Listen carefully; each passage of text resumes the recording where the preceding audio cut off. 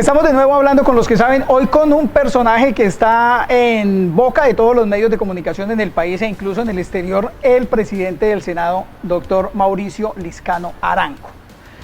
Ha tenido la deferencia de atendernos para que conversemos un poquito, no solamente del tema que se puso de moda, sino de realmente la razón de ser de su presencia en el Senado de Colombia.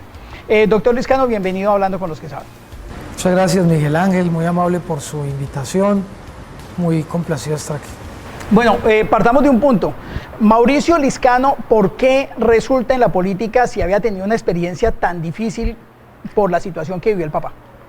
Precisamente por lo mismo, nosotros estábamos en una situación muy difícil, donde pues, nos sentimos solos, no teníamos cómo tener una voz para defender y buscar la libertad de mi padre. Éramos una familia con muchas dificultades y en ese orden de ideas pues consideré que lanzarme a la Cámara era una oportunidad para tener una voz más fuerte, un poder más importante para buscar no solo la liberación de mi padre, sino la de otros secuestrados. Entonces a la edad de 26 años pues tomé la decisión de aspirar a la Cámara de Representantes y ya 10 años después, un poco más, estamos aquí como presidentes del Congreso, pero fundamentalmente fue eso, buscar un espacio para buscar la liberación de mi padre y de otros secuestrados. Usted es de los senadores que tiene el cariño de los dos grupos fuertes en política en Colombia, el grupo del santismo, el grupo de gobierno, pero también lo quiere mucho el grupo de la oposición. El doctor Uribe tiene mucha cercanía con usted. ¿Cómo ha logrado manejar esa amistad con las dos líneas, siendo tan difícil lo que se da día a día en el país? Pues fundamentalmente siendo auténtico, siendo transparente en las cosas como son, defendiendo las causas con respeto por los demás, fuerte en las ideas pero suave en las personas, actuando siempre con lealtad. Cuando yo acompañé al presidente Uribe lo entregué todo, fui leal a ese proceso, consideré que la paz era el camino después del trabajo tan importante que había hecho Uribe en términos de seguridad. Uribe hizo un trabajo muy grande en seguridad.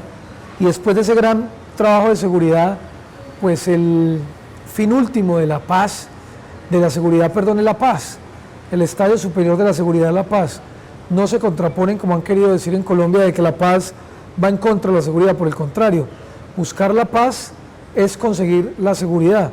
Entonces me pareció que era lógico, después de derrotar a las FARC, arrodillar a las FARC, ganarle a las FARC militarmente, buscar una salida digna para que ellos pudieran reintegrarse a la vida civil, que fue lo que hizo el presidente Santos.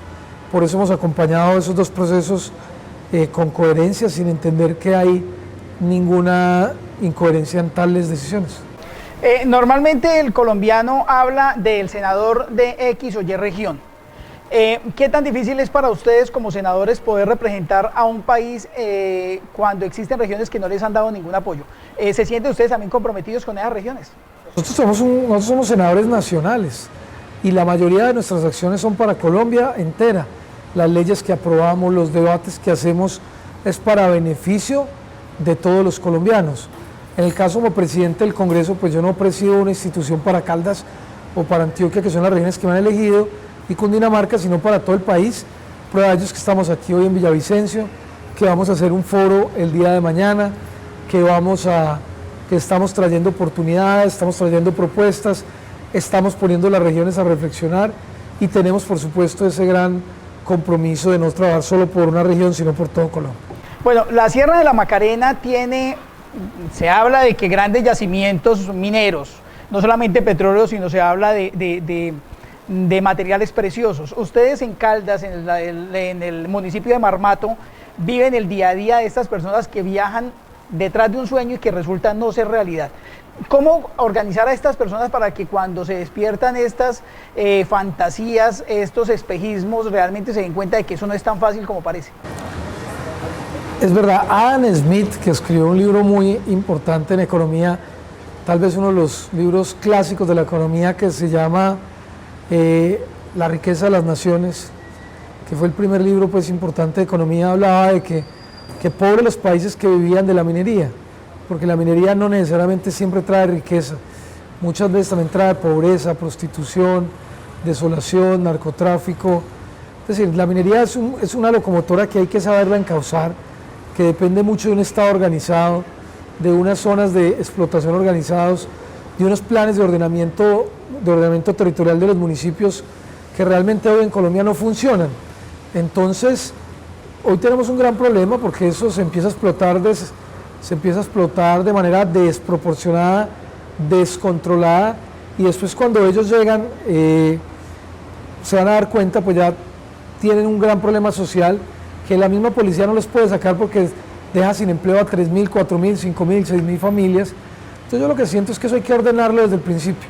Si ese problema se deja crecer, se vuelve una bomba social que realmente es muy difícil después de controlar. Aquí tenemos dos situaciones adicionales.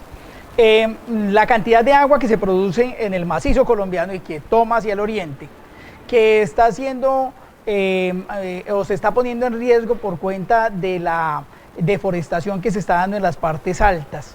Lo mismo que están viviendo ustedes hacia el sector de Caldas y la parte alta del Tolima, lo estamos viviendo acá.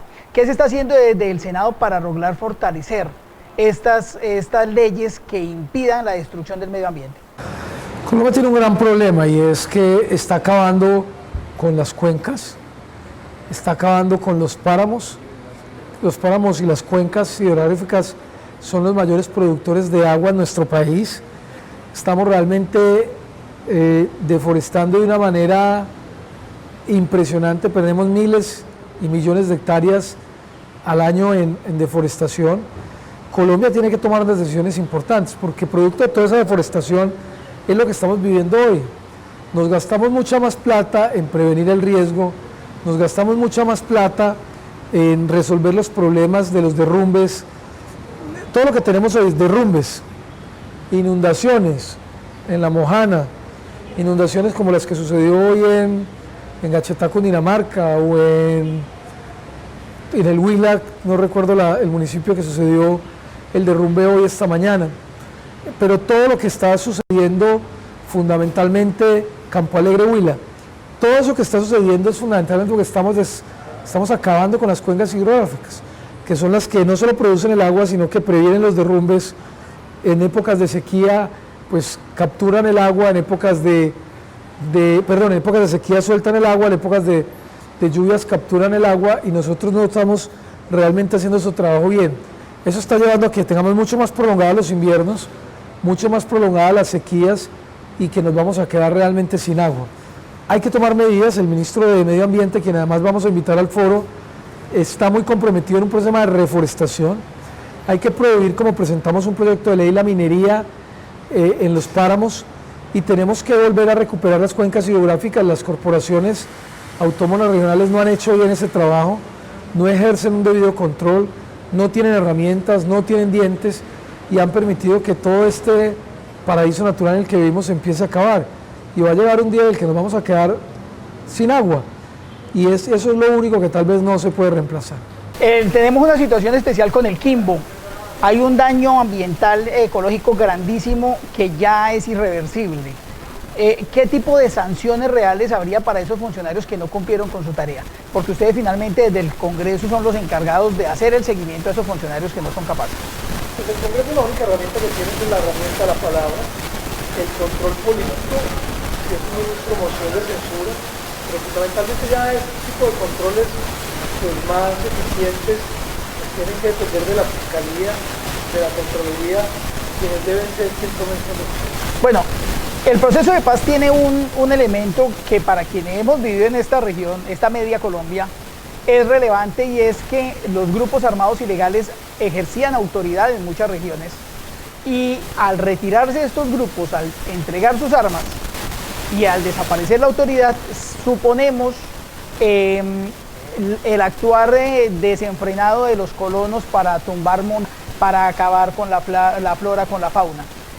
¿Cómo desde el Congreso han analizado este punto y qué tendrían que hacer para poder garantizar que no se destruya esta media Colombia? Pues la gran preocupación, y por eso es una palabra que está tan de moda y que mucha gente no la entiende o no la ha asimilado, es el tema del posconflicto.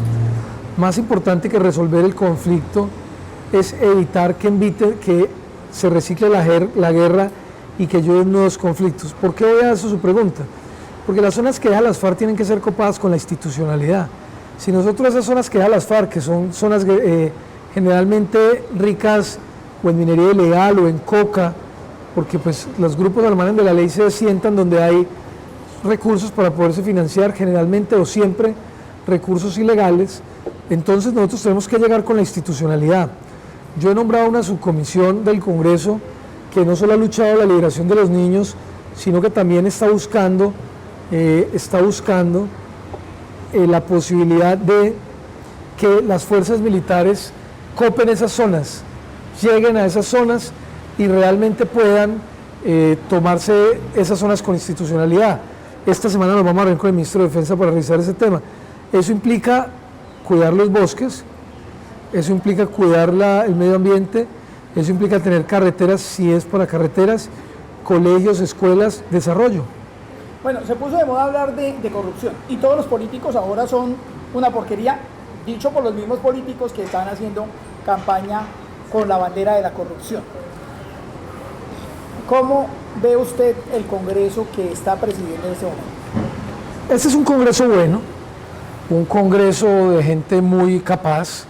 Tenemos expresidentes de la Constituyente, senadores expertos en muchos temas. Este es un Congreso, yo diría que generalmente honorable, un Congreso trabajador.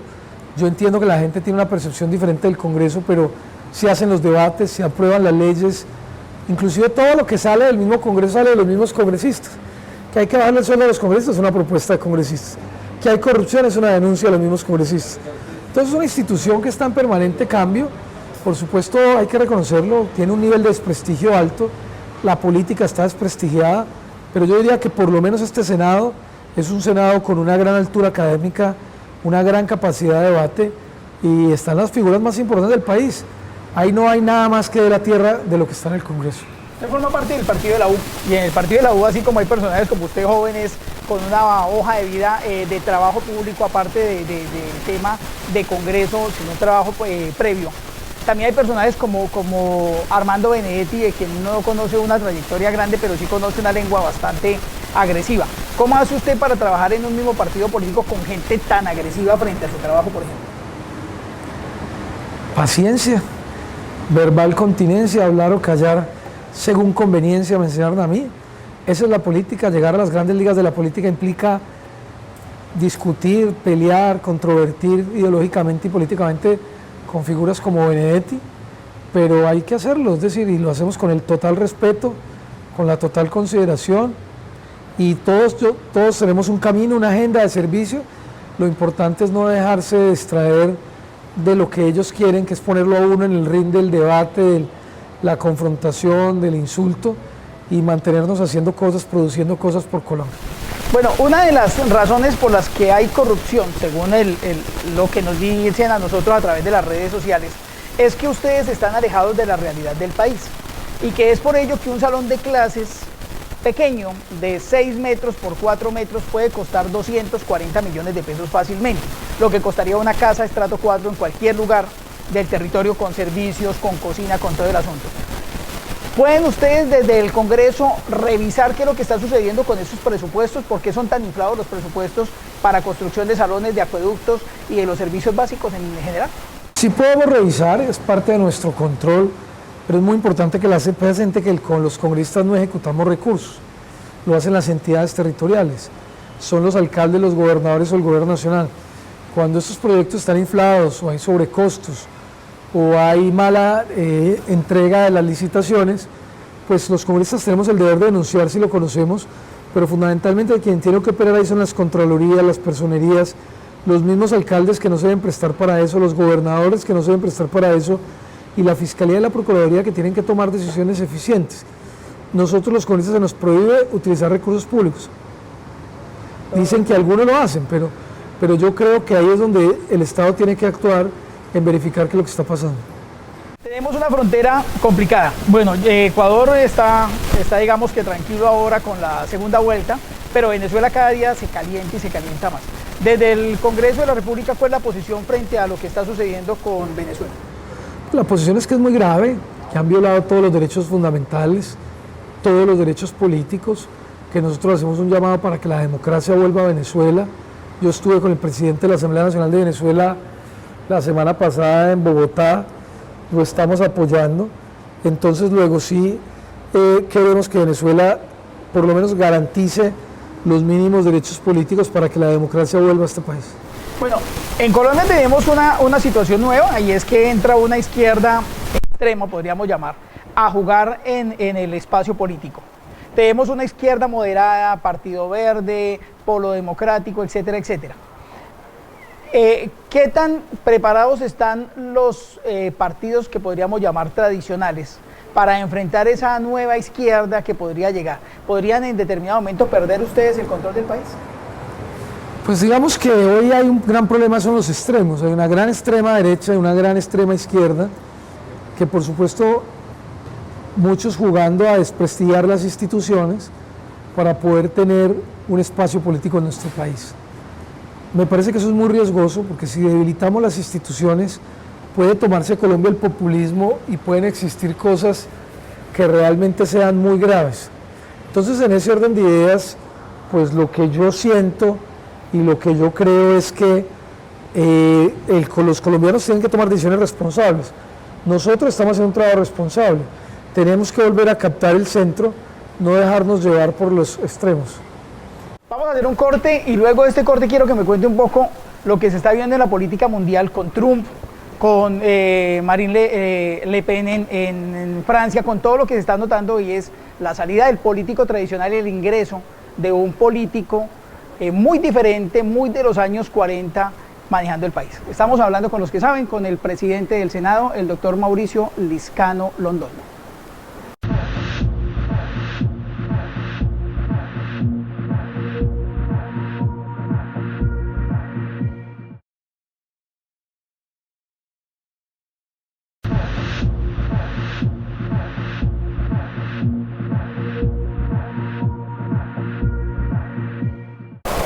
Continuamos hablando con los que saben, estamos con el senador Mauricio Liscano Londoño, quien es presidente del Senado de la República. Aquí tenemos una situación especial y es que el mundo entero haya dado un viraje hacia unas formas y unas propuestas diferentes en política.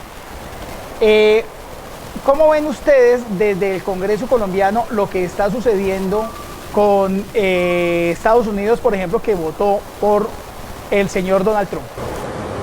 Pues la política en el mundo cambió desde que se eligió a Donald Trump presidente de los Estados Unidos. Hoy hay una nueva política más basada en las redes sociales, una política más basada en los sentimientos que en los hechos, lo que se ha llamado la posverdad, es decir, la gente no le importa la verdad, sino lo que sienta. Trump ganó en contra de la estructura política estadounidense, ganó en contra de los medios de comunicación, ganó en contra de los partidos políticos, y eso demuestra que se está construyendo una nueva ciudadanía, unos nuevos políticos. Sucedió lo mismo en el Brexit, que es la salida de Inglaterra de la Unión Europea, sucedió también en el referendo que se ha perdido en Italia, lo que sucedió en Estados Unidos, lo que ha sucedido en muchos países del mundo. Entonces yo sí creo que estamos ante un cambio, un nuevo orden mundial desde el punto de vista político, y hay que entenderlo, hay que entender que esto está cambiando, los ciudadanos demandan cada vez más y mejores informaciones, están cansados de los políticos, están cansados de la política, están cansados de lo que sucede y están buscando nuevas opciones. Esa situación, para quienes han estudiado algo de geopolítica, preocupa porque estamos volviendo a los años 30, estamos volviendo al mismo nacionalismo, a ese mismo fascismo, y la gente está feliz con esas propuestas de odio y de cierre de fronteras. Casi queda lo mismo hablar de Estados Unidos que hablar de la China de Mao, en donde cerremos fronteras y saquemos a todo el mundo. ¿Qué podemos hacer para que en Colombia no se genere un movimiento igual, que termine igual que como terminaron en su momento estos dos pueblos? Un país de puertas abiertas, no está en el centro del mundo, no es una potencia mundial. Le tocará bailar al son que le toque a Estados Unidos. En cuanto al temas de inmigración, pues si no dejan entrar los colombianos, pues habrá que ver qué se hace, como los mexicanos ahora que están protestando porque van a emigrar o van a sacar muchos estadounidenses hacia México y seguramente hacia Colombia. Trump acaba de contratar 15.000 nuevos agentes para deportar latinoamericanos, estamos en un nuevo orden mundial, como usted lo dice, cuando ya se habían derrumbado los muros, como el muro de Berlín, hoy se están construyendo nuevos otros, estamos volviendo, usted bien lo explica, al nacionalismo, a lo que sucedimos con Stalin, lo que sucedió con el mismo Hitler en su momento, sin compararlos pues, pero sí estamos en un problema, y es que estamos en una crisis no solo de las democracias liberales, sino también de la globalización. Bueno, usted fue un alto funcionario en el Instituto Geográfico Agustín Codaxi, lo que me permite entender que el país está en su cabeza, tiene más o menos claro cómo se maneja este tema de la propiedad y demás. ¿Qué habría que cambiar desde la legislación para que el país, digamos, que se vuelva un poquito más equitativo, un poquito más justo, como es la propuesta del presidente Santos? Colombia es uno de los países más inequitativos en el mundo. El presidente Santos ha hecho un gran esfuerzo por reducir la inequidad, que para que la gente lo entienda es la brecha que existe entre los ricos y los pobres. El mejor escenario para tener un país más equitativo es un buen sistema tributario, porque los sistemas tributarios que son proporcionales pues le quitan a los ricos para darle a los pobres. Nosotros no tenemos un sistema tributario muy equitativo, por eso la última reforma tributaria, que aunque era popular, trata un poco de ayudar a que Colombia sea un poco más equitativo, y la verdad, la primera decisión para tener un país equitativo es un sistema tributario que realmente le quita a los ricos para darle a los pobres. Y dos, lo que tiene que funcionar es la educación. La única forma de que una persona pueda trascender en su vida social y en su escala de ingresos es a través de la educación. Una persona que se educa, por supuesto, tiene muchas más oportunidades y mejores ingresos que una persona que no, y usted ve muchos familiares que no fueron profesionales, que son campesinos, sus hijos sí lo son, y cómo cambia la vida a través de la educación. Entonces hay que hacer un esfuerzo grande por educar a todos los colombianos, especialmente una educación de calidad, ampliar la cobertura, y la educación por sí sola transforma un país y lo vuelve mucho más equitativo. Eso fue lo que hicieron los países asiáticos, que ha hecho Indonesia, por ejemplo, lo que ha hecho Corea del Sur, lo que ha hecho todos esos países fue que a través de la educación se han vuelto potencias mundiales. Muchos de los que hoy los están odiando, a ustedes los congresistas que votaron a favor de la reforma tributaria, son aquellos mismos beneficiarios de Familias en Acción, de los programas de Sisbén, etcétera, etcétera, etcétera. ¿Cómo les explica usted a ellos esta reforma para que entiendan que el beneficio final era para ellos? Así, usted lo acaba de explicar. Nosotros tenemos un gran problema, y era que el país pues, recibía 100 pesos, pues para que la gente lo entienda, por ingresos del petróleo. Me devuelvo para que la gente lo entienda mejor. De cada 100 pesos que el país recibe, 52 era por ingresos del petróleo. Luego, si a usted se le cae el precio del petróleo a la mitad, pues usted deja de percibir el 25% de los ingresos. No hay ninguna familia, ni ninguna empresa, ni ninguna que pueda vivir sin el 25 o 30% de los ingresos. Entonces, cuando usted deja de recibir ingresos, pues lo que tiene que hacer fundamentalmente como Estado es recortar no solo gastos, sino también programas como Familias en Acción, programas sociales, construir menos carreteras, atender menos ciudadanos en salud, atender menos ciudadanos en educación, construir menos colegios, o quitarle plata a los ricos para construir este tema. Lo que hicimos fundamentalmente fue equilibrar las finanzas. Por supuesto hubo un tema que muy desafortunado, que fue el tema del IVA, que entre otras cosas pues los estratos más populares pues generalmente no lo pagan, compran en plazas de mercado o en tiendas.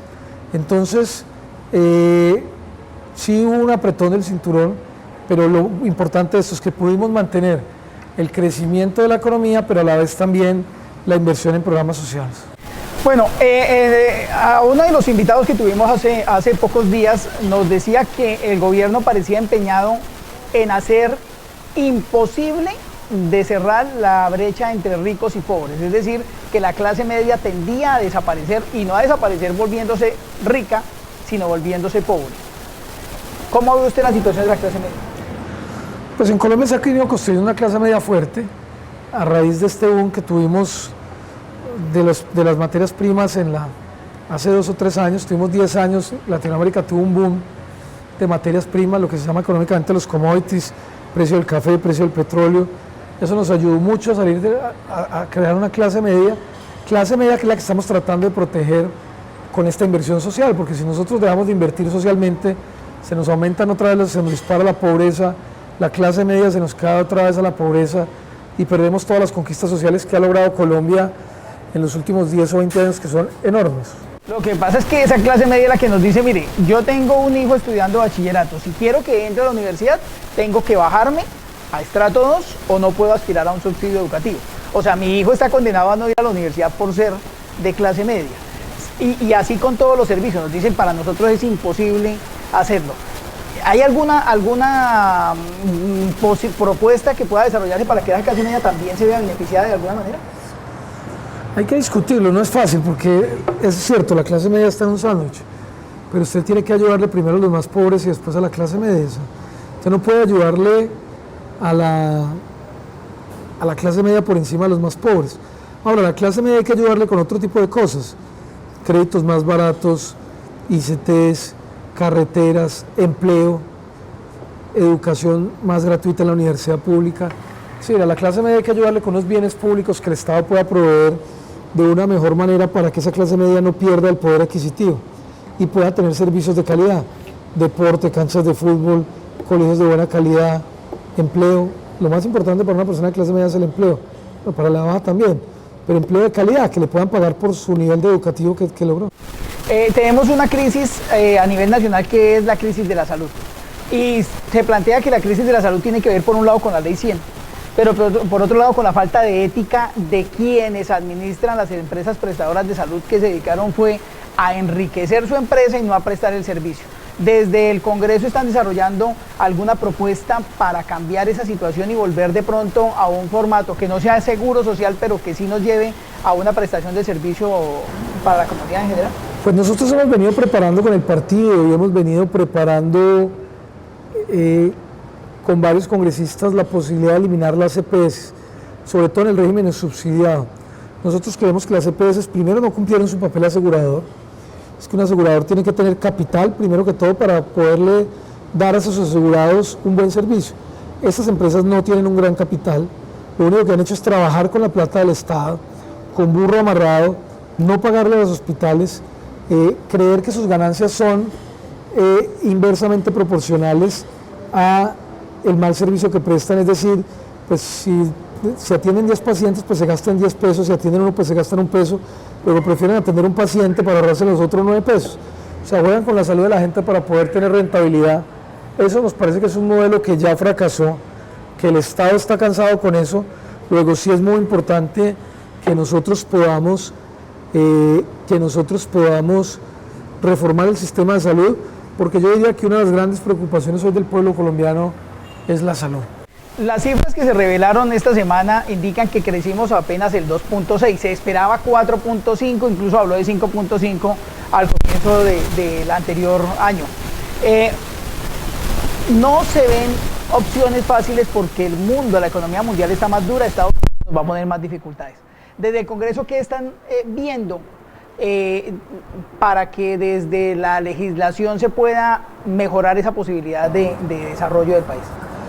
Pues hoy la estrategia es inversión pública, es decir, hacer más carreteras, las 4G, hacer más escuelas, hacer mucha más inversión pública, porque eso va a dinamizar la economía. Con este plan que lanzó el gobierno, con los recursos que da la reforma tributaria y que además va a dar una decisión presupuestal que vamos a aprobar en los próximos días, pues nosotros sí creemos y estamos convencidos que Colombia va a repuntar económicamente y que puede no solo crecer al 2.5 sino al 4.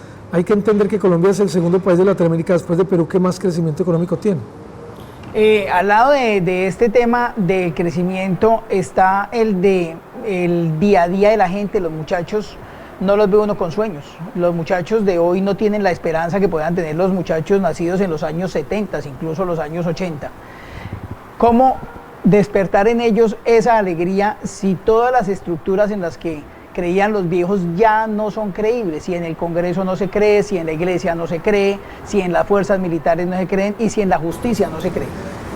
Yo digo que con buenas familias, lo que necesitamos recuperar en Colombia para recuperar la confianza de nuestros hijos y de los jóvenes es tener buenos padres de familia. Si nosotros recuperamos el valor de la familia como núcleo de la sociedad, y hablo de familia no solo un padre y una madre, pero recuperar nuevamente los valores, recuperar nuevamente ese núcleo de la sociedad, yo creo que eso cambia mucho la perspectiva. Los jóvenes no los educa el colegio, no los educa el Estado, no los educan los medios de comunicación, los educan en los padres, y en eso es donde estamos fallando. Si nosotros no recuperamos ese núcleo de la sociedad, va a ser muy difícil que el resto de la sociedad funcione. En Colombia estamos viviendo una situación de expectativa frente al caso Odebrecht. Brasil tuvo la misma situación y el Congreso asumió toda la responsabilidad, destituyó a la presidenta Dilma Rousseff. En Colombia, ¿qué tan dispuesto está el Congreso a entrar a investigar la posibilidad de que el gobierno nacional haya formado parte de estos negocios de corrupción y Pues la verdad, nosotros no tenemos funciones investigativas, solo de control político. Seguramente algunos senadores van a hacer ahora que empecemos las ordinarias debates sobre el tema, pero quien le corresponde investigar, bueno, sí tenemos una función jurisdiccional muy importante, que es la Comisión de Acusaciones, que ya abrió la investigación al presidente sobre este tema. No, pues yo no soy más miembro de esa comisión, pero no veo pues pruebas contundentes para sancionar al presidente, ni siquiera pruebas pequeñas. No hay una gran responsabilidad, o no hay una responsabilidad del presidente en este caso, pero las investigaciones en general de los funcionarios públicos están en la Procuraduría y en la Fiscalía. Bueno, vamos a hacer un corte comercial y voy a preguntarle algo que, aunque es incómodo, creo que todos están esperando en sus casas. Es entender un poquito lo que está en los medios de comunicación, el caso del periodista conocido como Pirri, que trabaja para RCN y quien ha denunciado persecución de parte suya para impedirle seguir saliendo al aire. Estamos hablando con los que saben, con el presidente del Senado, el doctor Mauricio Liscano Londoño.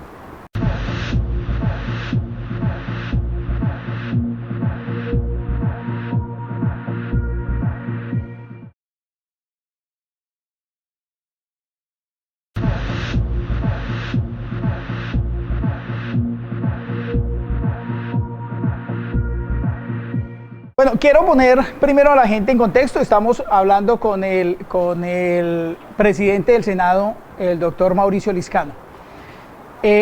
Doctor Liscano, volvamos un poco al comienzo de esta charla.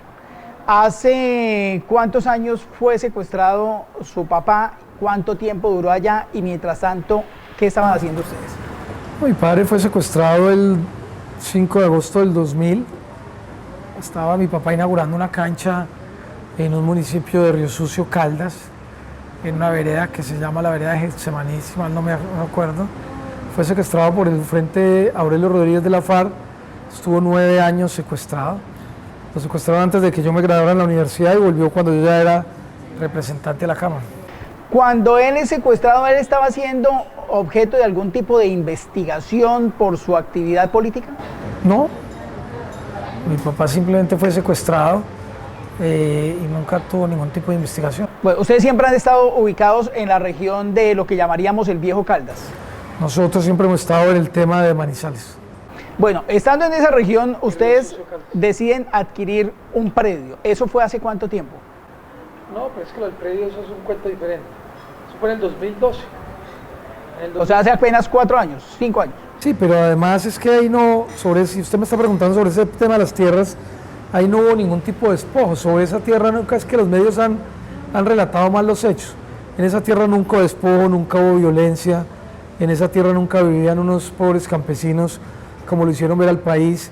Esa era una finca de recreo de unos señores de Medellín, una finca en ese momento pues, de gente pudiente. Ya pues nosotros la compramos 30 años después, ya estaba muy diferente. Y esos señores los secuestran y por el secuestro dejan de pagar, tenían una deuda con un banco, dejan de pagar las deudas al banco, el banco les remata el bien, justo o no justo ellos demandan ante el Consejo Superior de la Judicatura al juez que les remata, el juez no les da la favor, van al Tribunal de Antioquia y no les da el favor, presentan una tutela ante la Corte Suprema de Justicia y no les da el favor. O sea, ahí lo que hay no es un problema de despojo de tierra, sino simplemente de si ese, ¿cómo se llama eso? Si ese embargo y después esa ejecución de la tierra es legal o no legal. Ellos están en esa pelea, me parece que es un tema civil, pero ahí no hay, digamos, un tema ni despojo de tierra, ni se le quitó a nadie. Ahora, nosotros sí menos que sabíamos, porque nosotros llegamos al 2012 Los hechos fueron en 1996. Uno pues, por más que sepa, no tiene la capacidad de saber qué pasó en esa tierra. Sí, le pregunto es por la responsabilidad de las redes sociales. Ahora las redes sociales condenan a la gente sin ningún problema. Tuvimos el escándalo que están tratando de montar frente a su familia, pero también estuvimos con la bomba que se puso en Bogotá y que se acusó a los antitaurinos, etcétera, etcétera. Desde el Congreso, ¿qué han pensado para controlar esas redes sociales de lo que está empezando a crecerse y que se está volviendo incontrolable? No, nada que hacer, esa es la democracia. En este país cualquier persona puede decir lo que quiera, vivimos en democracia y somos conscientes de que hay que vivir con eso. Muchas de esas personas no existen, utilizan las redes para manifestar sus inconformidades, pero eso hay que entenderlo, esa es la democracia y hay que ser tolerantes y por supuesto tienen que seguir funcionando las redes. El candidato a la presidencia en Estados Unidos que le tocó retirarse, Bernie Sanders, hablaba de una educación gratuita en Estados Unidos y no se va a concretar. ¿En Colombia tendremos en algún momento la posibilidad de una educación gratuita para toda la población? Hemos avanzado mucho, hasta 9º grado casi es gratis, tenemos colegios gratuitos para los estratos más bajos, hay que mejorar un poco el tema de la primera infancia, que ya hay un programa que es de 0 a siempre. Falta mucho, sobre todo si queremos tener doble jornada, pero hemos también avanzado mucho en cobertura. Ustedes reciben las denuncias de la gente, ustedes están más cerca incluso que la Presidencia de la República para recibir las denuncias de la gente del día a día. Situaciones como la de La Guajira se están presentando en algún otro lugar del país. ¿Creen ustedes que hay algún otro municipio, otro departamento que merezca ser intervenido por el Estado? Guainía, Chocó, Guaviare tienen unos problemas de desnutrición enormes frente a los niños. ¿Por corrupción? En corrupción hay muchas otras partes del país, pero en el nivel de La Guajira es que La Guajira tuvo un tema sui generis y es que pues suspendieron al gobernador 3 veces, Oneida, Kiko y Wilmer, y además el alcalde. Entonces es una situación difícil. Hay otras regiones que tienen problemas, pero no tan difíciles como los que tiene La Guajira. Ahora, ese es un debate que es jurídico y es reconocer si realmente un Estado le puede quitar las funciones a un departamento. Yo creo que eso es discutible. Esté uno no de acuerdo, porque este es un país descentralizado por la Constitución. Y se supone que estas personas fueron elegidas por el voto popular. Entre otras cosas, pero claro que ya fueron sancionadas. ¿Qué van a hacer ustedes con respecto al tema judicial? Se habla de falta de cárceles, se habla de una justicia inoperante. Desde el Congreso, ¿qué hay para el año 2017? Pues Colombia tiene un gran problema de justicia, hay unos altos niveles de impunidad. Tenemos unas cárceles con unos problemas enormes de hacinamiento, tenemos una justicia muy tardía. Yo creo que uno de los grandes problemas que tiene Colombia es la justicia y hay que reformarla. Hay unos jueces valerosos, valientes que hacen su trabajo. Por eso, pero ustedes desde el Congreso tienen algo para ya iniciar un proceso de... Un tema que es la misión justicia, no tuvo mucho futuro con las altas cortes, pero vamos a seguir insistiendo. Bueno, al lado del tema de la justicia, del tema de la desnutrición de los niños, está el tema del empleo. Reducción de impuestos para los que generen empleo, ¿qué opciones hay? No, hoy ya redujimos impuestos en la última reforma tributaria de las empresas para generar empleo, especialmente el impuesto a la renta, que era muy importante en el tema de generación de empleo, y toda esta política de inversión social, de inversión en infraestructura, pues fundamentalmente lo que está haciendo es buscar generación de empleo. Electricaribe resulta ser una empresa española que entra a ser intervenida por el Estado y que ahorita nos tiene a punto de un tribunal de arbitramiento. Pero al mismo tiempo se están abriendo las puertas para que muchas organizaciones y monopolios empiecen a administrar el país. Desde el Congreso están haciendo algo para blindar y para evitar de pronto que se vuelvan empresas inmanejables. No, Colombia tiene unas leyes de servicios públicos muy bien hechas. La ley 142 en todo lo que tiene que ver con el funcionamiento de los servicios públicos, eso funciona bien. Aquí hay la posibilidad de tener empresas estatales o empresas privadas, y yo diría que ese modelo pues no tiene, digamos, ninguna dificultad. Aquí si un Estado quiere tener una empresa de servicios públicos lo puede hacer, y si un privado lo quiere hacer también lo puede hacer. Bueno, hay un tema del transporte que nos preocupa porque la vez pasada ese chiste nos pasó a costar 10.000 pesos la libra de cebolla, para que se haga una idea la gente de cuánto creció, el kilo de cebolla, cuánto creció el costo de vida de la gente en ese transcurso de esos 3 meses. Ellos están hablando de un monopolio que ingresaría al país con la anuencia del Congreso. ¿Ustedes han adelantado algo para permitir que alguna empresa de transporte llegue a controlar el transporte de carga en el país? No, es que en este país hay libre empresa, el Congreso no toma decisiones sobre la libre empresa. El debate que creo que usted quiere hablar es de una empresa que se llama Panalpina, o cómo es que se llama, que lo que hace son unas transferencias entre el transporte de carga y el transporte fluvial sobre el río Magdalena, pero eso pues es legal, es decir, es que estamos en una empresa privada. Ahora, entre más barato sea el transporte, pues más baratos son los productos, más fácil para exportar y nos cuesta menos a nosotros consumirlos. Es que uno no puede ver el problema del transporte solo desde los transportadores, sino también desde los consumidores. Bueno, vamos ya terminando con esta entrevista, porque me gustaría que le hable a esos jóvenes. Usted tiene 40 años, usted realmente es casi que un niño frente a quienes está allá trabajando. Que les hable un poquito y les explique cómo pueden hacer ellos para empezar a intervenir en este tema político, cómo pueden integrarse al cambio del país. Con ganas, con entusiasmo, con ganas de servirle a Colombia, con ganas de prestarle un servicio a nuestro país, de entender que hay que hacerse responsables por el futuro. Nadie va a resolver lo que nosotros no resolvamos, de ser protagonistas y de tomar el riesgo. Perdimos un gran columnista en El Colombiano, su papá decidió no hacer más la columna. ¿Qué le dice a aquellas personas que le atacaron sin entender el problema desde el principio?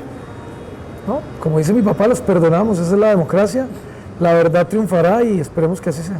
El tema del perdón es un tema ya familiar fuerte. Es un tema de nuestra familia, exactamente. Perfecto. Les acompañó hoy el presidente del Senado, el doctor Mauricio Liscano, hijo de una situación muy difícil porque tuvo a un papá secuestrado y que habla con mucha paz, lo veo muy tranquilo. Muchas gracias, muy amable, muy interesante, lo veo muy formado, muy bien informado, lo felicito por esta entrevista.